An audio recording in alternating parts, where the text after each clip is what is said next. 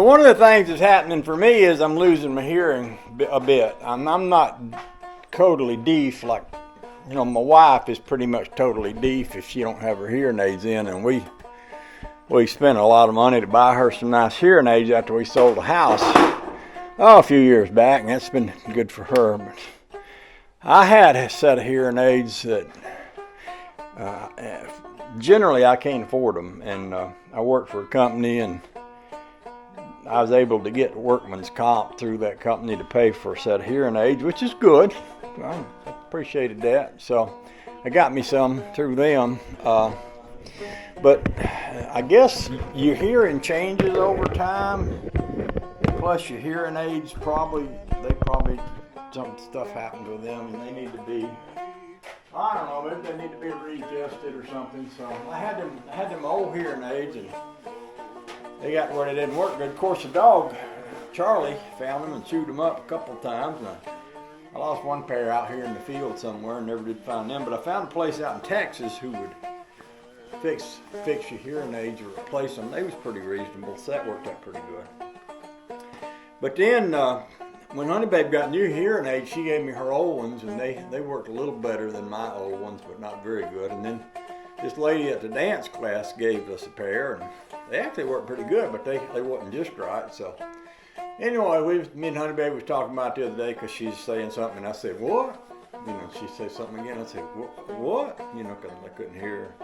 She said, "Why don't you get your hearing aids fixed?" So I went down, and actually they took that pair of hearing aids that lady gave me, and they did an ear test, which is where they draw all these little lines that tells people where you can and can't hear, and what tones you can pick up, and things like that.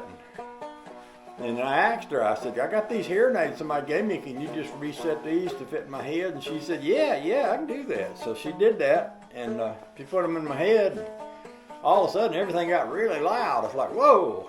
And so apparently, I got a good one. I was in their house a while ago, and I could hear the birds singing outside. And it's nice when you can hear the birds singing. I mean, when you can't hear the birds singing, I guess if you don't know, you don't miss it. If you get to where you can hear them, and then you can't hear them, then you do miss it because you've been listening to them sing. And I always like to hear them sing, and then you can't hear them sing, and it's like, oh, I can't hear that no more. So anyway, I got that done. So I don't have them in now because I try not to wear them in this environment, because when I'm out working in the garage, if I get hot and sweaty, that gets the ear and hearing aids wet, and that messes them up. So I try to avoid that. But none of that has anything to do with what I'm going to be doing today. I just thought I'd, give you, some of you young fellers ain't figured out that as you get older, your hearing might not be as good, and your seeing might not be as good. You might find yourself wearing glasses like me, but that's okay. These kind of things happen, but it's okay. So anyway, that had nothing to do with what I'm going to do today. What I'm going to do today is this here. I'm going to first of all start talking about what I did yesterday. Yesterday, I redid the timing chain cover on the front of this motor again, and I bought a new timing chain and put on there, and it's one of them chromium plated ones, which I tend not to like so much.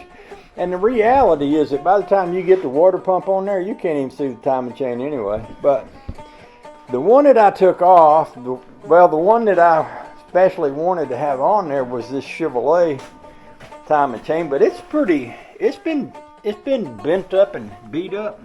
See all the dents in it down in there? So, that might have been, you can see that is not a straight level line there.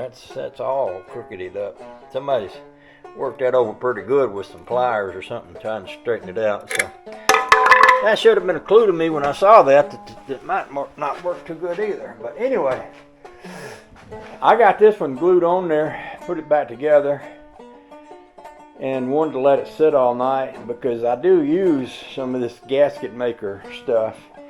And my thinking was, well, it might be if I let the gasket maker stuff harden up a little bit, it might increase the likelihood that this won't leak anymore. But what I need to do today is, I got 2 buckets of oil over here that came out of that. which seems like a lot. I mean, I got a feeling I might have about 6 quarts of oil in that. But I kind of got to look at that oil pan, and it looks a little extra deepish to me. So that might be an extra deep oil pan. Because I was having the thought in my head there that maybe I got too much oil in there to start with. But I don't think I do. And I am going by the dipstick that came with this motor. And it's supposed to be right. The guy that I bought it from said it was right. So what I'm going to do now is pour that oil back in here. Now, the motor hasn't been run. So even though the oil has been in it and back out of it, all I've done is turn the motor over. And usually every time I do that, I strain it. I got some strainers over here, and I'll clean. I usually clean this up real good, and then I'll set it up here, and then I'll get that strainer and I'll put it up there, and then I'll pour the oil through that strainer here. You can watch me if you don't mind sitting here on the motor and looking down toward your toes. I put you here and I put you there, and y'all see me there, and then I take this here off, see, and I usually get a clean rag and pull it through this thing. That's what I did the other day. I use these blue shop towels. I think they're lint free. If you got a regular paper towel, there's so much lint that flies off of them. So I use these ones when I'm doing stuff like this because I don't want to fill my motor up with paper towel lint. And see, I pull that all the way through just to clean that off good right there. And usually I'll stick my finger down in there and clean out all the little cracks and the crevices. Sometimes I squirt a little, basically carburetor cleaner is nothing but, it's mostly acetone anyway, so sometimes I'll squirt a little carburetor cleaner in there and wipe it out. But I did that the other day, and that should be pretty good. Now this particular kind of thing will fit, like it'll sit right there. And with it sitting right there, see, I can take my strainer and I can put my strainer over in there. I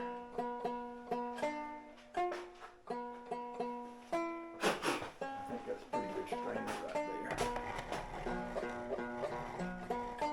I might want to use that other one though. Might be just as good or better.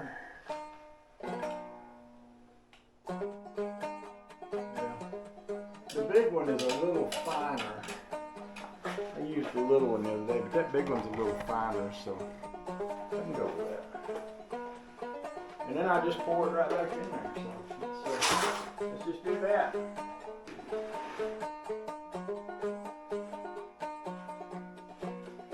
I'll move this thing instead of walking all over it. There we go.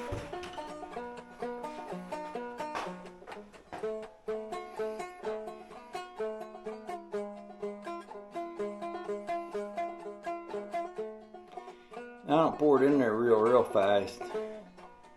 If you pour it too fast, you pour it faster and it'll go down the motor and it'll back up and come out the valve cover. That ain't no fun. Get the oil all over your motor. The other thing about doing this, a lot of times when I get through, even though it's clean oil, I can sometimes see a little bit of particle in the bottom of the oil container. I'm pouring it out of it. See, I can let that little particle stuff stay in here. So, and what might happen there is when I was turning it over, this might have washed through the motor a little bit and then washed out some particles from, oh, I don't know, somewhere, sometime before, you know. Anyway, what I'm doing right now, got some more. Go in there. Not sure how big this bucket is.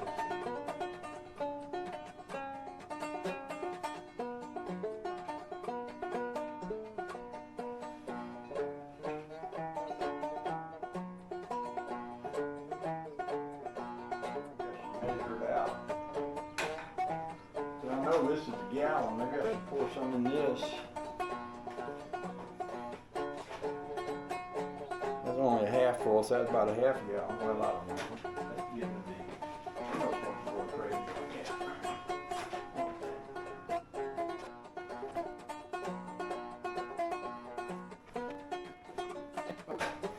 Alrighty then. The other thing I wanted to go ahead and do is change my distributor. I'm eyeballing my distributor, but I feel like it needs to be one notch further back than it is. Although my timing thing is turned, so maybe it's not. Maybe it's just in the right place. So the next thing I want to do is I do want to use this stand, so I want to rewire the stand. Last time I did this, the engine wasn't grounded to the battery, but the stand was. But the stand didn't translate the ground to the engine, so the fire came through that metal oil pressure line, and that got hot. That ain't supposed to happen. So what I think I'm going to do is probably cut the camera off and spend some time just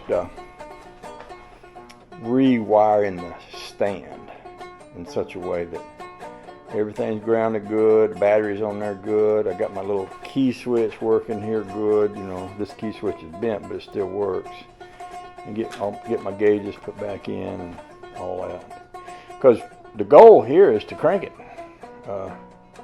And if I got the timing right, and I get the wiring right, and I get the plugs in it, and I put a shot of gas in it, and everything's right, it should crank. Even if it just cranks for a couple seconds, you know, that's what I want. I want to hear it go rum rum, at least, and then we'll kind of figure what to do from there.